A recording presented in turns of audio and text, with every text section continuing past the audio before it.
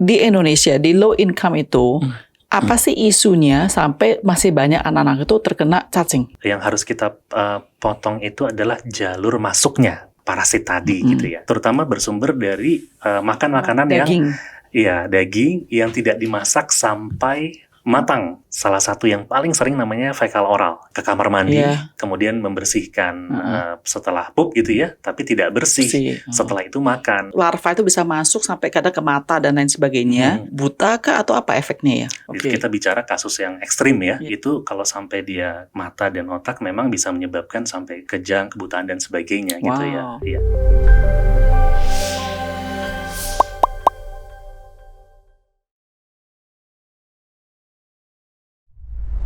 Wait, kalian lanjut nonton video ini, sudah belum? Follow, like, share, dan komen video ini. Please do.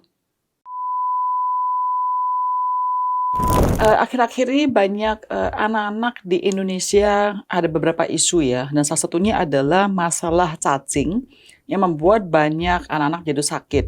Nah, hari kita datang ke Dr. Yogi Prawira. Beliau bukan hanya dokter anak, tapi juga ada subspecialty-nya, yaitu adalah, Dok, bisa jelaskan?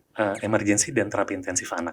Emergency dan terapi intensif anak. Jadi buat anak-anak dengan kondisi gawat darurat, sakit kritis untuk usia 1 bulan hingga 18 tahun. Oke. Ya. Nah, jadi kalau misalnya contohnya anak-anak kecacingan itu, apakah termasuk daripada emergency? Pada kondisi di mana kecacingannya itu tidak menyebabkan kondisi emergensi, dokter anak biasa itu bisa menangani, atau bahkan dokter umum. Tapi seandainya terjadi komplikasi, contohnya sampai terjadi gagal nafas, atau cacingnya itu menyebabkan sumbatan di usus, sehingga harus dilakukan pembedahan dan dirawat di ICU, maka itu memang di bidang subspecialty kami. Ya. Nah, Dok, mungkin bisa ceritain nggak sih datanya ya? Saya tidak tahu ya, tapi let's say setahun terakhir ini, apakah ada peningkatan anak-anak Indonesia terkena kasus cacing? Baik, untuk data kalau kita bicara Indonesia itu memang paling sulit ya, karena kita kekurangan untuk data nasional. Tapi sebenarnya untuk infeksi parasit atau cacing ini kan itu suatu yang memang sudah terjadi dari sekian puluh tahun yang lalu, bahkan menjadi perhatian dari WHO ya, WHO. Terutama di low middle income country. Ya. Untuk Indonesia belakangan memang ada kasus-kasus yang menyebabkan perhatian khusus serius karena akhirnya berakhir dengan kematian. Sampai kematian? Iya. Walaupun memang ada beberapa yang mengatakan kematian ini bukan disebabkan dari investasi atau infeksi dari parasit, tapi tetap ada kaitannya. Mungkin nanti kita bisa ngobrol terkait itu. Kita mulai dulu kalau itu, Dok. Setahu saya, cacing itu 3 macam. Ada namanya pinworm, tapeworm, sama roundworm. Kalau di Indonesia itu yang paling prevalent itu yang mana ya, Dok ya? Baik, jadi kalau di Indonesia kan mungkin kan ada namanya cacing pita. Pita itu berarti yang tapeworm ya? Iya, cacing pita. Atau kalau bahasa Latinnya itu Taenia gitu ya. Itu biasanya di daging-daging seperti daging sapi, daging babi gitu ya. Kemudian ada lagi cacing gelang ya. Roundworms. Iya, cacing gelang. Kalau cacing gelang itu dia biasanya dari kontaminasi makanan minuman yang mungkin terkontaminasi dengan tanah atau dari kotoran manusia gitu ya. Nah, ini yang dia bisa menyebabkan sampai sumbatan di usus itu salah satunya gitu ya. Jadi yang di Indonesia paling sering itu adalah pita dan cacing gelang. Iya, kedua itu cukup sering. Nah, kalau dari dua ini, Dok, mana lebih bahaya? Kalau kita bicara bahaya, jadi mungkin balik lagi ya. Kadang-kadang orang menganggap cacingan itu biasa gitu. Namanya anak kecil Indonesia gitu ya, suka main tanah segala macam itu biasa. Tapi sebenarnya kalau kita bicara tentang resiko komplikasi di jangka menengah dan jangka panjang itu ada cukup banyak masalah gitu ya. Keduanya punya isunya sendiri-sendiri. Kalau tadi kan pertanyaannya untuk cacing pita ya. Cacing pita terutama bersumber dari makan makanan daging yang tidak dimasak sampai matang gitu. Jadi kalau kita makan steak misalnya, kemudian kita rare gitu ya. Sering terjadi. Bisa terjadi Oke. kalau misalnya sumbernya itu si dagingnya tadi memang terkontaminasi. Oke. Dan bahayanya bisa sampai si larvanya ini bisa menyebar bahkan sampai ke organ vital gitu, bisa ke mata, bisa ke otak dan sebagainya. Itu Kak, bisa terjadi. jadi termasuk juga seafood ya dok ya, sushi gitu-gitu kok raw bisa ada Kalau cacing nggak? Taenia terutama di daging sapi dan Oh, daging babi tadi. Iya, betul. Ayam Untuk daging ayam kurang. tidak. Oke. Ya. Nah dok tadi udah Iya. bilang kalau larva itu bisa masuk sampai kadang ke mata dan lain sebagainya. Apa jadi buta kah atau apa efeknya ya? Oh, kalau kondisi yang dikatakan cysticercosis itu kalau sampai dia mata dan otak memang bisa menyebabkan sampai kejang, kebutaan dan sebagainya gitu ya. Wow. Iya. Oke. Itu kita bicara kasus yang ekstrim ya. Iya. Oke, boleh tahu nggak kalau bisa orang kena cacing pita, apa sih gejalanya yang muncul? Oke. Untuk pita ya dok ya? Oke, jadi sebenarnya untuk gejala ini sangat subtle ya, gejala awal. Kita tidak bisa mendiagnosis hanya berdasarkan klinis per se untuk bisa tahu oke, ini cacing pita, ini cacing gelang atau ini cacing kremi gitu, karena gejalanya itu tidak umum gitu, secara umum. Yang pertama, kalau misalnya ada infeksi cacing, katakanlah pita ya, di dalam saluran cerna, maka dia itu bisa mencuri makanan yang sedianya kita siapkan untuk anak kita gitu. Jadi dia akan ambil tuh nutrisinya, sehingga kadang-kadang anaknya bisa kayak kelaparan terus gitu ya, atau terus nafsu makannya kayak hilang timbul gitu ya. Kadang bisa kayak lapar banget, kadang kayak full gitu ya. Dan nggak bisa gemuk ya dok ya? Nah itu, makannya banyak tapi kok nggak gemuk-gemuk gitu. Kadang kalau contohnya cacing gelang itu, kalau dia bisa menyebabkan sumbatan di perut ya, kadang-kadang perutnya jadi buncit gitu. Jadi yang gemuk cuma perutnya aja, tapi anaknya kelihatan kurus gitu ya. Kemudian ada juga yang menyebabkan rasa gatal di daerah anus, misalnya cacing kremi ya. Nah itu anaknya jadi tidurnya terganggu karena terutama kan dia aktif pas malam hari tuh. Jadi dia merasa gatal di daerah anus, dia tidurnya terganggu sehingga akhirnya karena tidur terganggu anaknya jadi rewel, kemudian pas pagi harinya jadi tentu nggak fokus, mengantuk dan sebagainya gitu. Ada lagi cacing yang juga bisa seperti cacing tambang ya, itu dia bisa menyebabkan luka di daerah usus sehingga karena ada luka kan ada perdarahan tuh. Nah itu bisa menyebabkan anemia. Tapi di luarnya nggak kelihatan pendarahannya ya? Enggak, karena kan dia ada di dalam saluran cernanya, gitu yang sulitnya. Jadi itu adalah gejala-gejala yang paling umum. Betul. Yang biasanya dialami oleh seorang anak ya dok ya? Pada saat awal ya. Pada saat awalnya. Kalau ketika dia upgrade dia punya gejala itu dari yang awal ke lebih serius tuh apa akhirnya yang terjadi?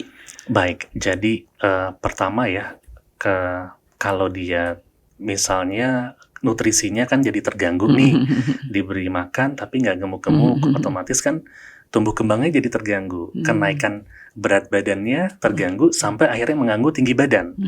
Nah ini yang nanti dikatakan bisa stunting. Iya. Kemudian karena anemia tadi, anemia ini bisa menyebabkan si anak tadi kekurangan zat besi juga gitu ya. Kalau kekurangan zat besi, kita tahu anak yang defisiensi zat besi itu dia akan terjadi gangguan kognitif, sehingga anak ini bisa mengalami kesulitan konsentrasi belajar, gangguan prestasi sekolah gitu ya, seperti itu. Kemudian kalau bicara komplikasi dari masing-masing tadi kalau larvanya bisa menyebar sampai ke organ vital lain, ada lagi satu nama sindrom Loeffler ya, itu dia larva juga bisa menyebar ke paru-paru sehingga terjadi batuk-batuk tapi nggak jelas nih penyebabnya apa gitu ya. Iya, seperti itu. Dan juga bisa kematian akhirnya ya dok ya? Nah, kalau kita bicara cause of death, itu kan sebenarnya kalau di sisi medis itu kita harus lakukan otopsi ya. Dan itu satu hal yang jarang sekali dikerjakan di Indonesia. Nah, tapi secara prinsip, anak-anak dengan kondisi infeksi cacing yang jangka panjang, kemudian dia mengalami anemia, dia mengalami gangguan tumbuh kembang, akhirnya kan imunitasnya terganggu. Begitu imunitasnya terganggu, ada infeksi yang lain, maka dia bisa terjadi infeksinya menyebar jadi sangat hebat gitu. Karena kemarin kan sempat dikatakan, anak ini meninggal bukan karena infeksi cacing, tapi karena sepsis. Ya. Sepsis itu apa? Infeksi yang menyebar ke seluruh tubuh. Tapi underlying conditionnya karena Cacing. Jadi asal-usul tuh cacing, cuma meninggalnya mungkin tadi dokter bilang kena paru-paru. Bisa. Jadi dibilang dia meninggal karena paru-paru bukan karena cacingnya. Padahal bisa aja ada cacingnya gitu ya dok ya. Betul sekali. Oke. Jadi tadi kan kata dokter bilang gejala ini bisa semua tipe cacing, nggak harus necessarily cacing pita doang saja ya dok ya. Betul sekali. Oke. Iya. Apakah ini terjadi hanya untuk anak-anak lebih sering terkena atau juga pada dewasa ya dok ya? Oke, jadi pada anak terutama di bawah 5 tahun itu memang daya tahan tubuhnya masih belum sempurna. I see. Nah, sehingga pada saat ada investasi, kita bilang sih investasi parasit gitu ya, si cacing tadi, maka dia sulit untuk bisa mengeradikasi atau mematikan si parasit tadi dengan sendirinya. I see. Sehingga memang salah satu rekomendasinya untuk daerah-daerah endemis kan pemberian obat cacing secara rutin per 6 bulan. Oke. Ya. Tapi saya ingat pas saya kecil ya dok ya. Iya. Saya nggak pernah cacingan, so saya gemuk sih dok. Tapi saya ingat ada orang bilang, aduh nanti kalau minum obat cacing takutin udah bisa keluar cacingnya dari pas lagi kencing atau pup bisa keluar cacingnya. Itu benar ya dok? Oke, itu jadi mungkin kalau kita bikin ini kayak mitos atau fakta gitu ya. Jadi mitosnya kan tadi takut ya, kemudian nanti keluar hidup-hidup. Jadi pertama obat cacing yang tersedia di Indonesia kayak albendazole, mebendazole, pyrantel pamuat itu adalah termasuk obat WHO esensial. Okay. Artinya apa? Digunakan lebih dari 100 negara. Artinya apa? Aman gitu ya. Kemudian boleh di atas anak usia 1 tahun.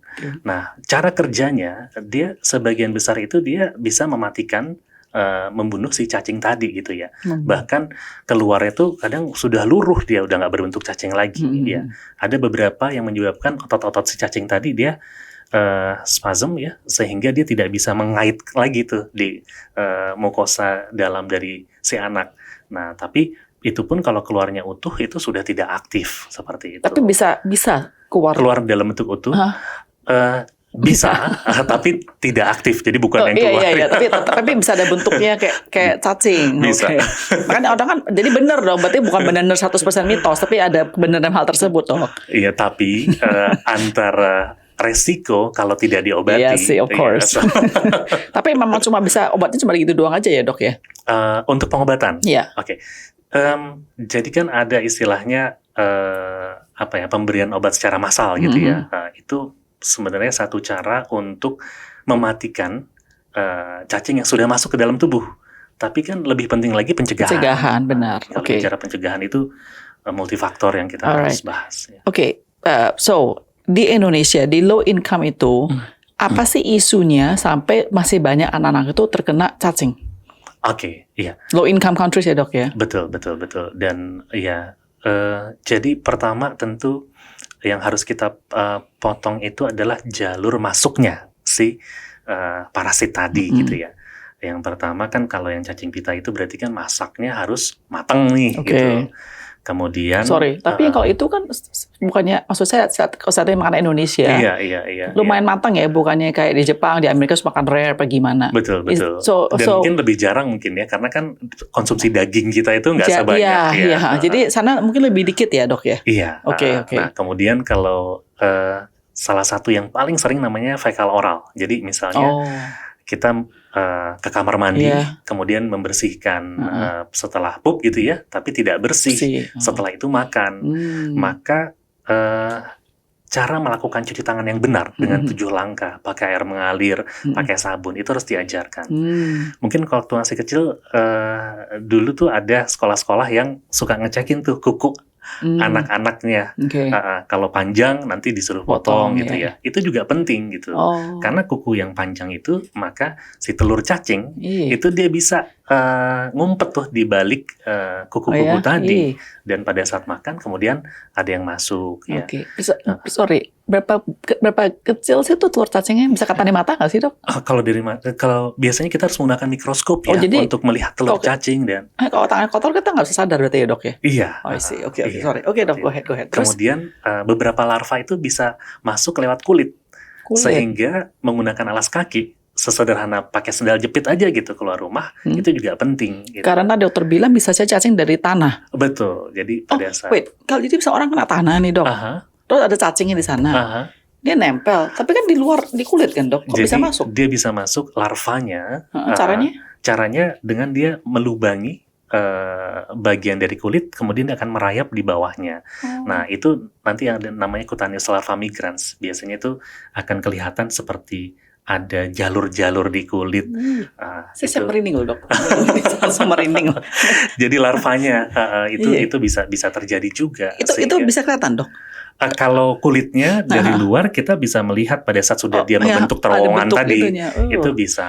Tapi Oh my untuk gosh. larvanya kan tentu harus menggunakan Iya. mikroskop ya. Oh, jadi akhirnya jalan kaki ciakak gitu aja juga bisa kena Betul, cacing kan? betul. Wow, oke. Jadi sesederhana mengubah perilaku itu Iya. akan banyak memutus rantai dari masuknya si cacing Oke. tadi.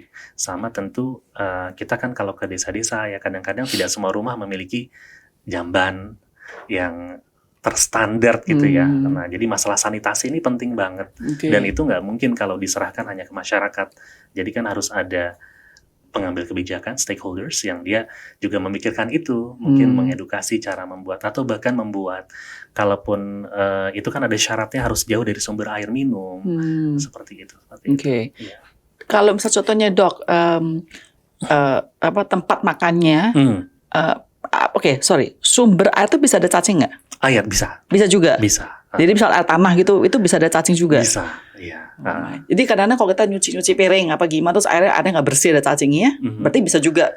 Bisa. Makanya salah satu yang penting adalah pada saat tadi menyiapkan tempat pembuangan hajat itu harus jauh dari sumber air. Nah, karena kalau dia dekat dia bisa mengkontaminasi si airnya tadi itu. Tapi kemarin saya katakan di viral di news, Dok, itu ada nampan yang buat MBG katanya airnya yang air sungai apa gimana kemarin itu ya, benar nggak sih itu bisa cacingan semua dong kayak begitu, Dok? Iya, bisa, sangat bisa. Dan kalau kita bicara MBG sih banyak hal yang sebenarnya harus kita perbaiki ya.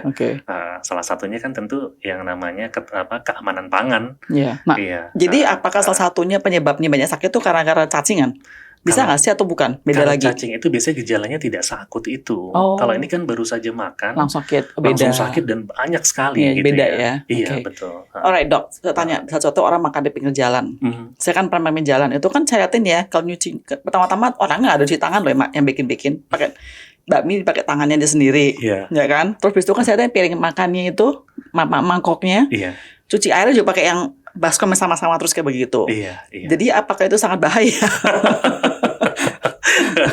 Jadi kalau bicara tentang higiene itu ya tentu berbahaya ya. Tapi kan untuk bisa menjadi satu penyakit itu kan ada teorinya host itu kita ya.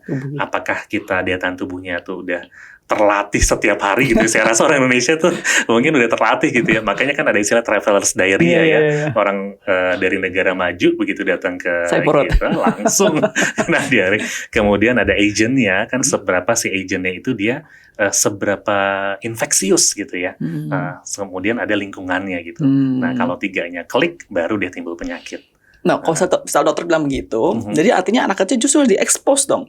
Dengan kotor-kotor tuh biar dia daya tahan tubuhnya tinggi atau nggak boleh. Jadi gini, ada memang itu menarik tuh, ada istilahnya hygiene theory ya. Pada saat di mana negara-negara yang infeksinya sudah sangat terkontrol, maka nanti yang naik itu adalah penyakit alergi dan sebagian bahkan autoimun gitu ya. Jadi memang betul nggak boleh steril banget, betul. Tapi kalau sampai ini terjadi infeksi dan sebagainya kan kita juga nggak mau anak kita sakit berat tadi ya. Maka misalnya kita tahu oke, anak saya tuh nggak bersih-bersih banget, keluar dia kadang suka saya biarin main tanah dan sebagainya. Berarti dia harus belajar cuci tangan yang benar. Kemudian dia harus diberikan obat cacing per 6 bulan gitu. Jadi ya, dengan faktor risiko yang kita tahu, maka harus ada cara-cara untuk melindungi jangan sampai dia terkena sakit. Jadi obatnya tuh boleh diminum walaupun tidak ada gejala cacing.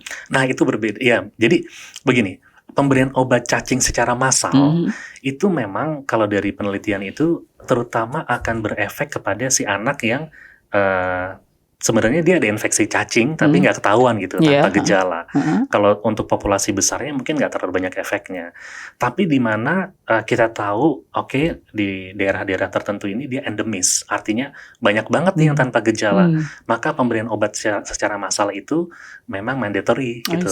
Sebaiknya diberikan paling mudah sebenarnya dia bagikan di sekolah. Oke. Tapi kalau di sekolah, kadang-kadang anak-anak prasekolah, karena kan di bawah 5 tahun kan, yang salah satu yang paling rentan, maka itu nggak bisa. Jadi mungkin harus ada posyandu atau kader-kader, I itu juga see. harus diajarkan cara memberikan Oke. obat tadi, Oke. terutama di daerah-daerah yang endemis tadi. Oke. Ya. Kalau ibu hamil, Dok, Mhm. dia kena cacingan, Hmm. bisa apa, quote unquote nular ke anak yang dalam tubuhnya dia, atau nggak bisa? Kelihatannya sih berbeda ya. Jadi nggak ada hubungannya ya? Iya, jadi karena kan ada namanya barrier plasenta gitu ya, yang jadi dia bisa menjaga tidak semuanya yang ada di tubuh si ibu kemudian ke janinnya. Oke. Iya. Dok, berapa lama sih, Dok, cacing itu bisa hidup dalam tubuh manusia? Oh, bisa lama sekali. Ya. Like what, forever? Jadi selama dia hostnya itu pertama dia rentan ya, sehingga dia tidak bisa mengatasi infeksi tadi. Kemudian dia terus mendapatkan asupan nutrisi, maka dia kan justru akan berkembang biak di situ. Oh gitu. Ya, si cacingnya itu bisa berkembang biak di situ. Makanya salah satunya bisa ditemukan sampai menggumpal di usus itu karena itu. Ya. Oh my gosh. Oke, jadi emang caranya satu-satunya harus minum obat cacing ya, Dok ya?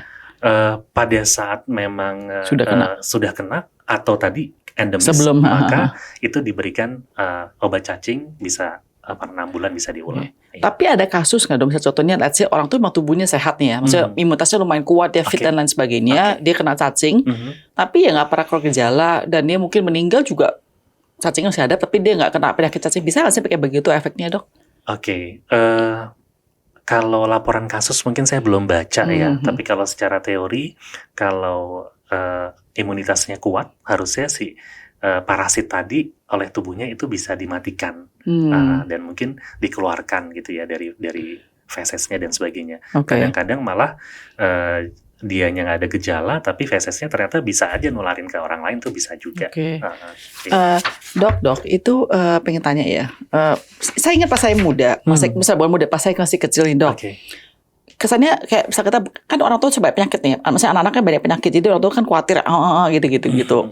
Tapi cacing itu buat saya zaman saya kecil, saya ingat banget, ini buat satu hal ya orang tuh pernah khawatir. Bahkan saya pun juga nggak merasa penyakit yang serius gitu loh. Betul. Tetapi hari ini apakah dokter mau mengubah mindset orang tua bahwa sebetulnya cacing itu juga bisa bahaya? Apa sih advice dokter pada orang tua begitu? Baik, jadi infeksi cacing itu bukan cuma masalah anak kecacingan gitu ya, tapi ada resiko si anak tadi yang terinfeksi itu mengalami masalah jangka panjang. Tadi gangguan nutrisi, anemia, gangguan tumbuh kembang, atau bahkan komplikasi-komplikasi yang berbahaya. I see. Gitu. Oke. Menurut dokter, misalnya contohnya sekarang program MBG itu kan benar buat mencegah stunting, ya kan? Tapi kalau misalnya contohnya nggak bersih, malah bisa jadi bumerang ya, Dok ya, malah bisa jadi keluar cacingnya dan mungkin bisa merusak, tadi dokter bilang zat besi turun, kualitatifnya berubah, kualitatifnya mengganggu juga. Benar nggak sih, Dok? Jadi gini, kalau terkait MBG kan kita tahu itu harus menyediakan makanan secara massal ya dalam waktu singkat gitu. Maka resikonya ada di banyak titik yang mungkin itu harus dipahami oleh pembuat kebijakan dan orang-orang yang terjun langsung gitu ya. Titik pertama adalah mulai dari penyiapan bahan mentahnya. Bahan mentahnya itu kan ada risiko dia terkontaminasi. Maka kalau misalnya sudah dibeli dan tidak langsung digunakan kan harus disimpan di freezer yang cukup gitu ya. Kemudian titik yang kedua adalah pada saat masak, menyiapkan.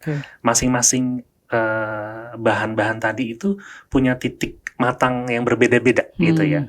Katakanlah kalau daging sampai sekian derajat, kalau unggas sekian derajat, ikan sekian derajat. Kemudian menyiapkan sayuran pun kalaupun mentah itu kan harus dicuci bersih atau kalau mau amannya kan direbus dulu gitu ya. Kemudian begitu matang itu ada titik kritis di mana bakteri itu bisa tumbuh di titik itu. Suhu ruangan itu titik kritis. Maksimal 2 jam sebenarnya.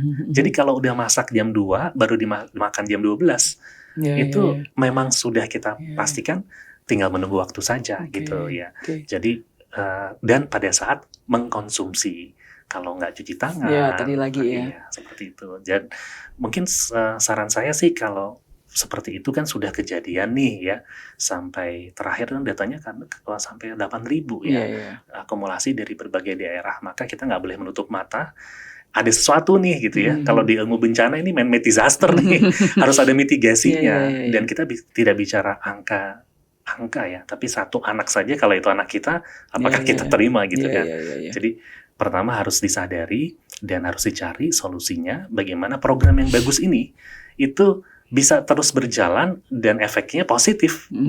bukan malah membuat orang tua jadi khawatir dan anak mengalami Sakit. risiko Iya. gitu. Sebetulnya kalau dari zaman dokter hari ini, betulnya ada satu langkah yang paling simple, quote unquote murah, itu cuci tangan ya dok ya. Cuci tangan. Paling gampang, tapi saya perhatikan memang sering orang bahkan dewasa aja kadang-kadang nggak cuci tangan sebelum makan. Betul. Padahal tuh it's apa ya? It's the easiest thing lah untuk memprevent kita, mencegah kita kena penyakit bukan cuma cacing tapi banyak hal sebetulnya ya dok ya. Betul sekali, betul. Jadi dan bukan cuma masyarakat awam ya, Iya. terus terang bahkan di dunia kedokteran pun Oh kita ya? harus mengingatkan. Tapi dokter, maksud kalangan kalian banyak yang lupa cuci tangan juga. Jadi kalau kita itu cuci tangan sehari kan bisa puluhan kali. Iya. Nah, jadi kan sebelum pegang pasien, Iya, sesudah iya, pegang pasien, sebelum pokoknya banyak lah gitu ya. Nah, kadang-kadang di satu titik kita terlupa, itu kan bisa beresiko untuk orang lain. Maka bahkan kadang ada yang ngawasin tuh gitu. Bahkan beberapa rumah sakit dia pasang CCTV nih. Oh ya? Cuci tangan nggak nih Oh gitu ya? ya. Oh ya? Wow. Untuk memastikan jangan sampai kita memindah-mindahkan kuman dari Oke. satu pasien ke pasien lain. Seperti itu. Jadi poinnya penting ini ya dok ya, harus banyak mencegah Betul. sebelum terjadi penyakitnya itu. Itu pesan dokter kan yang saya perhatikan dari hari ini ya Betul dok ya. sekali. Oke, Ya. thank you so much ya dok ya. Sama-sama. Ya.